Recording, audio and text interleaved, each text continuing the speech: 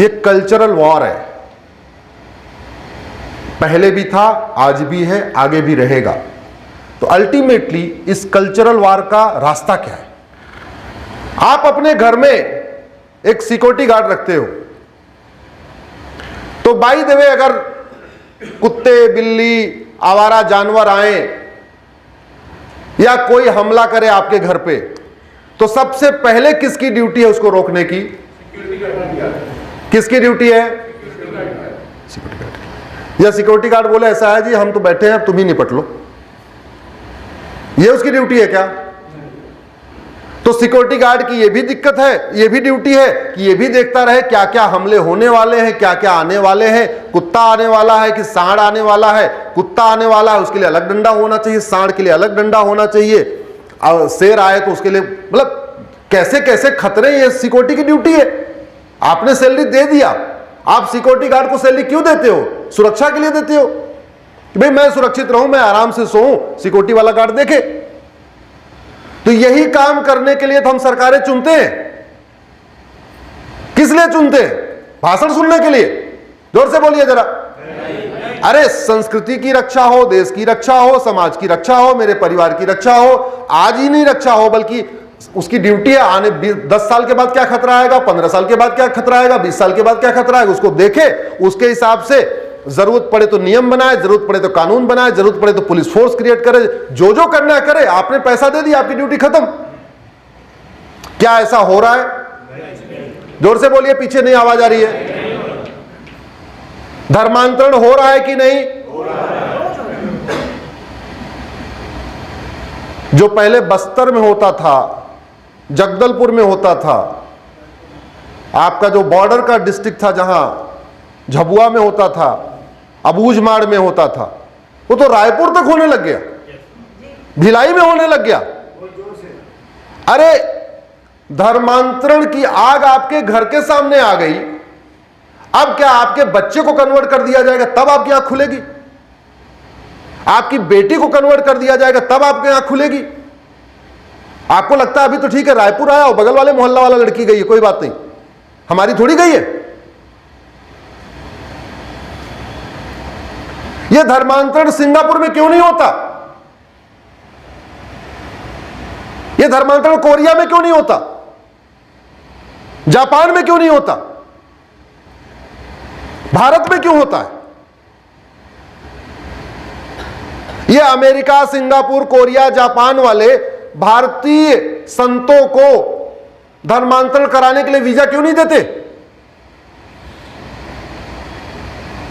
हम तो 2019 में विवेकानंद जी की जयंती मनाई जा रही थी अमेरिका में, बड़ा कार्यक्रम था, भव्य कार्यक्रम था, संघ परिवार के ही लोगों ने मिलकर किया था। वहां पे मुझे इनवाइट किया था, मैं अपनी बीती बता रहा हूं, मुझे इनवाइट किया था। पता नहीं सबका वीजा बन गया, मेरा वीजा कैंसिल कर दिया, मेरा वीजा कैंसिल कर दिया। बाद मैंने पूछा क्यों, बोले नहीं वहां पूरा फुल हो चुका है, मेरा वीजा नहीं दिया। अरे मैंने कहा भाई मैं वक्ता नहीं हूं, मैं बस बुलाया है, जा रहा हूं।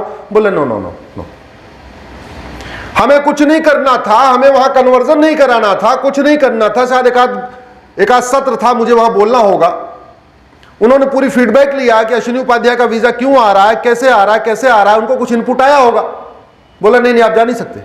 और हमारे यहां दिल्ली में पादरी उतरता है और अबूझमाड़ पहुंच जाता है,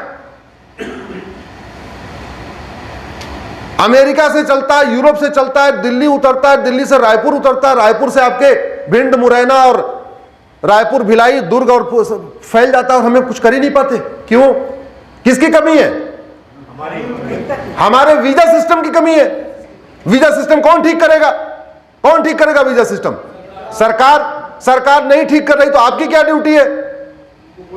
उनको बोलना, नहीं मान रहे उनको फोन करना, नहीं मिल रहा है एसएमएस करना, नहीं मिल रहा है व्हाट्सएप करना, नहीं मिल रहा है ईमेल करना, कुछ नहीं हो रहा है तो फेसबुक पे लिखना। हमें अपना कर्तव्य निभाना पड़ेगा ना। और मैं क्यों कह रहा हूं, 1947 में करीब 20 लाख लोग मारे गए थे। कोई नेता मारा गया था क्या? नाम बताइए जरा। 1990 में इतना बड़ा नरसंहार हुआ, कोई कश्मीर में नेता मारा गया? 2022 में दिल्ली वहां चुनाव के बाद बंगाल में इतना नरसंहार हुआ है, पलायन हुआ है, लोग भागे हैं अपना परिवार छोड़ के, कोई नेता मारा गया?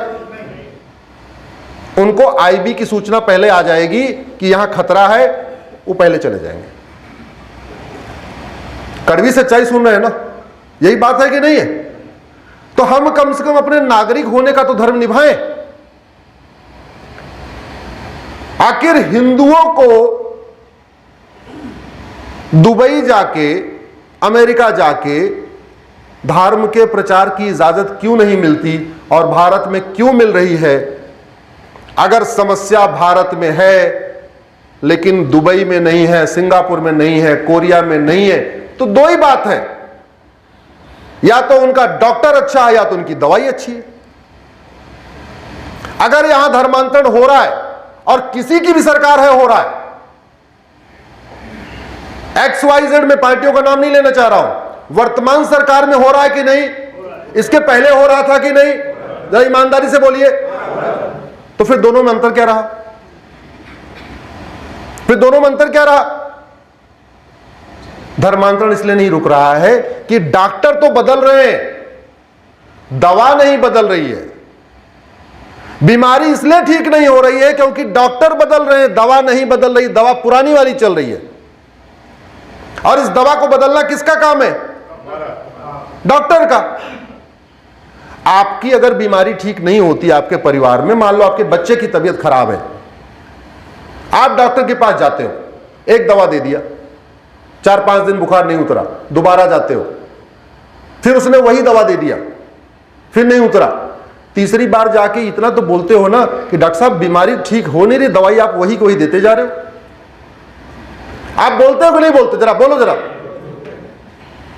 तो ये बात हम अपने सांसदों से, विधायकों से, जनप्रतिनिधियों से क्यों नहीं बोलते कि समस्या तो ज्यों की त्यों है?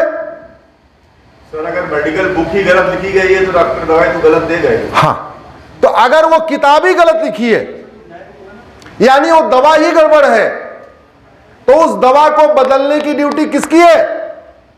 अरे जिसको वेतन भत्ता, गाड़ी, बंगला दवा बदलने के लिए ही मिलता है,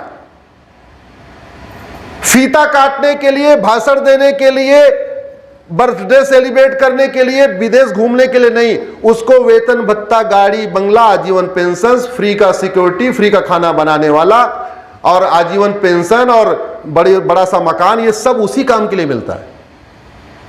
इसलिए मैं कह रहा हूं, ऐसी कोई समस्या नहीं जिसका कोई, जोर से बोलिए जरा, ऐसी कोई समस्या नहीं जिसका कोई समाधान नहीं। तो धर्मांतरण रुक सकता है।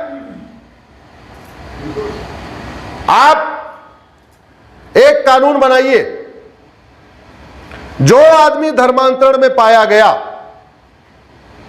100% प्रॉपर्टी जब्त करेंगे और कम से कम 20 साल से लेकर 50 साल की सजा देंगे। धर्मांतरण रुकेगा कि नहीं बताइए जरा। और अगर ये कानून हम बना दें तो कोई हमारे ऊपर बम गिरा देगा क्या? सुप्रीम कोर्ट गिराएगा? कोई नहीं गिराएगा। ये बहुत बड़ी गलतफहमी आप लोगों को। जुडिशरी के बारे में बहुत सारा मिथ है, उस मिथ को ठीक अभी आता हूं मैं उसमें। आपने जब घटिया कानून बना रखा है और जजों को इतनी पावर दे रखा है कि जैसे मन करे वैसे उसका इंटरप्रिटेशन करें, वो तो आपको भी अगर अनलिमिटेड पावर मिल जाएगी तो आप भी जो मन करोगे वो करोगे। कानून ऐसा होना चाहिए जैसा 3 दिन पहले ब्रिटेन के प्रधानमंत्री सुनक का चालान काटा गया। देखा आपने? भारत के पुलिस कितनी हिम्मत है, किसी विधायक या किसी पार्षद का चालान काट दे? जोर से बोलिए जरा। भारत के पुलिस कितनी हिम्मत है, किसी पार्षद का चालान काट दे? ब्रिटेन में प्रधानमंत्री का चालान काटा है बेल्ट खोलने के कारण। इसको कहते हैं कानून, इसको कहते हैं कानून का राज। तो वास्तव में हम कहते हैं यहां कानून का राज है, कानून का राज नहीं है। और कानून क्यों नहीं ठीक से काम कर रहा है? क्योंकि 1861 का बनाया हुआ पुलिस एक्ट आज भी चल रहा है। तो जो पुलिस पहले वायसराय की सहारे पे नाचती थी, वो नए वाले वायसराय की सहारे पे नाच रही है।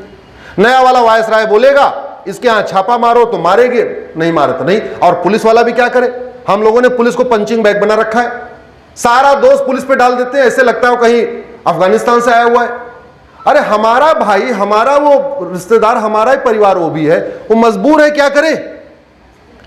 कानून इतना घटिया है, मंत्री जी को इतनी पावर मिली हुई है कि अगर ना कर दे, रात को 12 बजे सस्पेंड कर देंगे और पूरे उसके पूरे खानदान का, परिवार का प्रेशर कुकर, गैस बाहर फेंकवा देंगे। तो क्या करे वो तो टूल हो गया। मैं कुछ ईमानदार इंस्पेक्टर्स को जानता हूं, हमसे बेचारे आके मिलते हैं, अपनी व्यथा रोते हैं,